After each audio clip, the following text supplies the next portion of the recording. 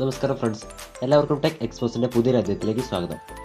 ചെറിയൊരു സ്പ്രിംഗ് ഉപയോഗിച്ച് നമ്മുടെ ഡെയിലി ലൈഫിൽ ഉണ്ടാകുന്ന ഒരു പ്രശ്നം അത് പരിഹരിക്കാം. അതെങ്ങനെയെന്നാണ് ഞാനിന്ന് വീഡിയോയിലൂടെ നിങ്ങളുമായി ഷെയർ ചെയ്യുന്നത്. നിങ്ങൾ ഇതുവരെ എൻ്റെ ചാനൽ സബ്സ്ക്രൈബ് ചെയ്തിട്ടില്ലെങ്കിൽ സബ്സ്ക്രൈബ് ചെയ്യുക, ഒപ്പം തന്നെ നോട്ടിഫിക്കേഷനും എനേബിൾ ചെയ്ത് വെക്കുക.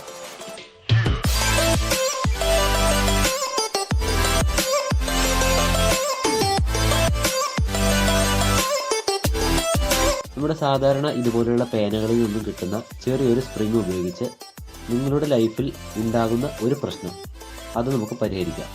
ഇപ്പോൾ നമ്മളിൽ പലരും ഉപയോഗിക്കുന്ന USB കേബിൾ, അതിൻ്റെ ഈ ഒരു ഹെഡ് ഇടയ്ക്ക് ബെൻഡാവുകയും അത് പൊട്ടുകയും പതിവാണ്. അതുപോലെ ഹെഡ്സെറ്റിൻ്റെ പിൻ നമ്മൾ കിടക്കുമ്പോഴൊക്കെ ഉപയോഗിക്കുമ്പോഴും ബെൻഡാവുകയും അത് കണ്ടിന്യൂസ് ആയി ബെൻഡാവുന്നതോടുകൂടി പൊട്ടാനും സാധ്യതയുണ്ട്. അപ്പോൾ ഈ ഒരു പ്രശ്നം പരിഹരിക്കുവാൻ വേണ്ടി നമുക്ക് എന്ത് ചെയ്യാം? നമ്മുടെ ആ ഒരു പേനയ്ക്കുള്ളിൽ നിന്ന് കിട്ടുന്ന ചെറിയൊരു സ്പ്രിങ്ങിനെ ഉപയോഗിക്കാം.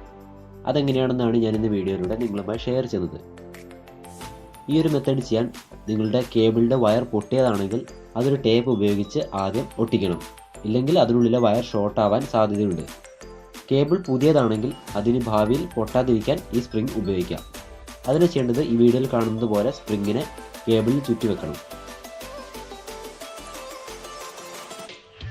ശേഷം ഈ വീഡിയോയിൽ കാണുന്നത് പോലെ ആ സ്പ്രിങ്ങിനെ നമ്മൾ അറ്റാച്ച് ചെയ്യണം. അതിൻ്റെ കേബിൾ പുറത്തേക്ക് വരുന്ന ആ ഒരു ഭാഗത്തേക്ക് ഈ സ്പ്രിങ്ങിനെ ടൈറ്റായി അറ്റാച്ച് ചെയ്യണം. ശേഷം വേണമെങ്കിൽ ഒരു ടേപ്പ് കൊണ്ട് ഇതിനെ അവിടെ ഫിക്സ് ചെയ്യാം.